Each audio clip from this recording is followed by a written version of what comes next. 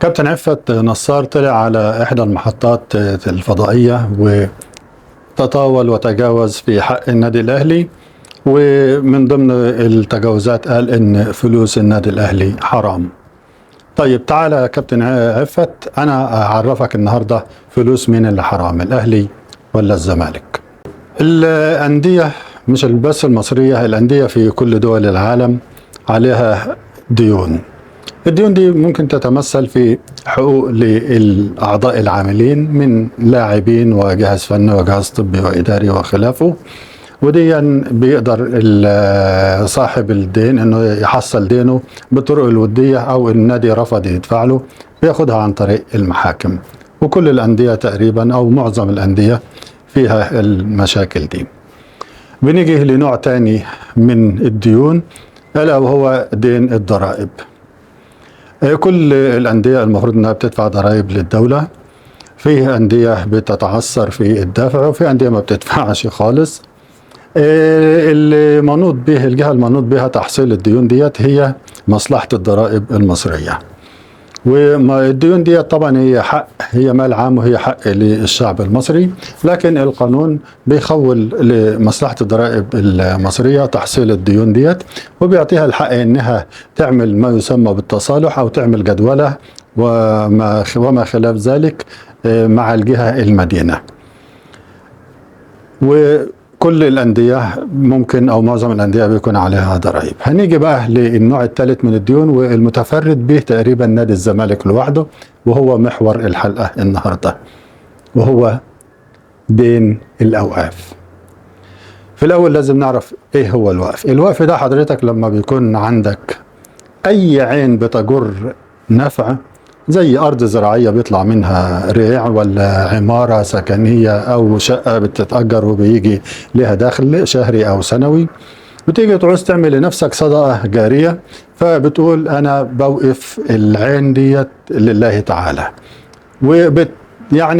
انت كمان بتقول الفلوس اللي هتيجي منها يتعمل بها ايه، سواء كفالة يتيم او تعليم غير القادرين او جواز قاصرات. بتحدد حضرتك اوجه الصرف للوقف بتاعك. الوقف ده طبعا بيفضل وقف ما دامت الدنيا موجودة، حتى بعد ما صاحب الوقف بيتوفى. الوقف طبعا بتكون قائمة عليه هيئة الأوقاف المصرية، هي اللي بتدير الوقف وبتحصل الريع وبتصرفه في الوجه اللي حدده صاحب الوقف. الوقف طبعا ده لا يباع ولا يتم التصرف فيه إلا في حدود ضيقة جدا حددها الشرع. معروف طبعا ان ملعب حلم زمورة مقام على ارض وقف، ونادي الزمالك ما بيدفعش الايجار لهيئة الاوقاف المصرية، بالتالي فهو معطل يعني وجه من اوجه الصرف في الخير، اللي هي الايجار اللي هو يدفعه هيتم صرفه في الغرض اللي حدده صاحب الوقف، زي ما قلنا ان كان محدده للتعليم ولا كفالة يتيم ولا غيره ولا غيره. الزمالك ما بتدفعش ايجار الارض ديت. فدلوقتي الموضوع يعني بقى فيه حرمة شرعا مش قانونا. يعني احنا قلنا في الضرائب ان ممكن هيئة مصلحة الضرائب مفوضة انها تعمل تصالح وخلافه، لكن في موضوع الوقف الموضوع بيختلف. لا، مش بس ان الزمالك مش بيدفع ايجار الارض للوقف، لا ده الزمالك جه في سنة من السنين، سنة اعتقد 85، وقال لهيئة الاوقاف ملكوش حاجة عندنا، الارض دي بتاعتنا ومعانا ما يثبت، ومش هندفع ايجارات. وحاول التعاقد مع دولة خليجية انها تعمل مول وفندق على الارض دي بما قيمته 300 مليون جنيه. طبعا هيئة الأوقاف تصدت للموضوع ورفضت الموضوع ده، وما كانش قدام الزمالك في الآخر إلا أنهم رضخوا ورفعوا الراية البيضاء. فالزمالك في الحالة دي مش بس كان بيقولوا واكل مال اليتيم، ده يعني مش بيدفع الإيجارات، ده بيقول ملكوش حاجة عندنا، يعني بياكلوا وبالهنا والشفا. فكابتن عزت فكابتن عفت، لو اتكلمنا عن اللي فلوسه حرام، فاللي على راسه بطحة يحسس عليها زي ما بنقول. أنا من زمان وأنا عايز أتكلم في موضوع الأوقاف ده، وكنتش راضي أتكلم فيه علشان ما نعملش فتنة، لكن لما توصل بكم لدرجة إن أنتوا تتطاولوا وتفتروا على النادي الأهلي وبس مجرد كلام بترميه بدون دلائل، لا، لازم هنا يكون لنا وقفة، لازم نوقفك عند حدك ونرد عليك. الأرض أرض الأوقاف، الإيجار إيجار يروح للأوقاف يصرف في أوجه الخير اللي حددها الواقف.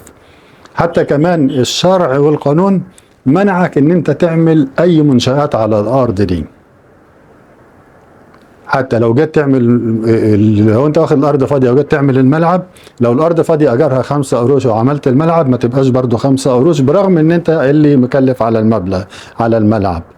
المفروض بقى ايجارها يرتفع للايجار الطبيعي للارض بالمنشأة اللي عليه. يقولوا الفلوس اللي انا دافعها ممكن في الحالة دي يتخصم من الايجار لحد ما يتخصم لك المبلغ اللي انت دفعته، الا انك لا تجور على حق الوقف الخيري. ده بس كان باختصار يعني محاولة توضيح مين اللي فلوسه حرام، عشان نخرس الافواه اللي بتطلع تتطاول على النادي الأهلي. استنونا في فيديو جديد إن شاء الله قريب جدا بعنوان الهجاص. زي ما ردنا على عفة نصاب، عفوا عفة نصار، لازم نرد على الهجاص. استنونا.